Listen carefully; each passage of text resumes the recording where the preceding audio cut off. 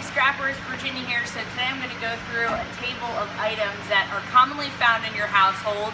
So some of these items are classified differently at scrapyards, but we want to give you an idea of some of the things that you can scrap that are directly in your house.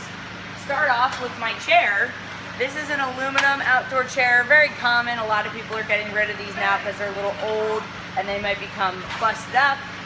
But what you're going to do is bring these to your scrapyard and they're going to be classified as an aluminum product, as aluminum scrap piece. So what you're going to want to do if you can is cut these plastic weaves out of the chair to get a better price for it. Also, if you have an ability to take off these plastic handles, that will help as well. So moving on to some other things here, let me give you a little bit of a closer look.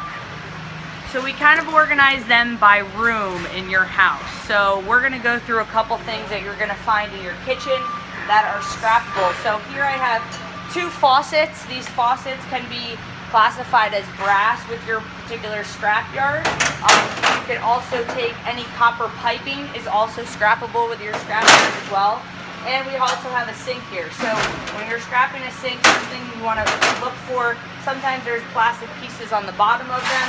There's also some steel pieces along the side that you're going to want to bust off and clean off as well. But you could find those items commonly in your kitchen or bathroom. We also have some other items here. Pots and pans can be found in your kitchen, so you could also scrap those with your local scrapyard. Moving on to the living room, if you have one of the older TVs, this is the copper yoke from the back of it, so you could actually scrap this with your local scrapyards. Check with them how they classify it. Some scrapyards are a little differently, do it differently. This is actually an electric motor from a ceiling fan, so if you remove any wood or plastic fans that you have from it, you can actually bring this to your scrapyard as well.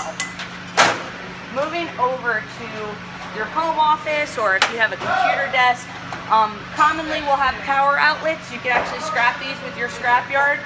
They're usually going to be as a copper bearing product, so you could throw this in with some of these common items that you might find on your cords that are mini transformers. They have a lot of plastic on the outside. However, if you split them open, you're going to find these small transformers on the inside. So these items can be scrapped together.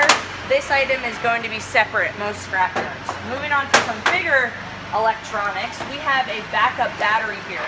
A lot of people that have a desktop at home have one of these. It's also called a surge protector. So these have a battery inside. So they're not just like a regular power outlet like this, but they have batteries inside that you can actually scrap. So you could put those separate from these.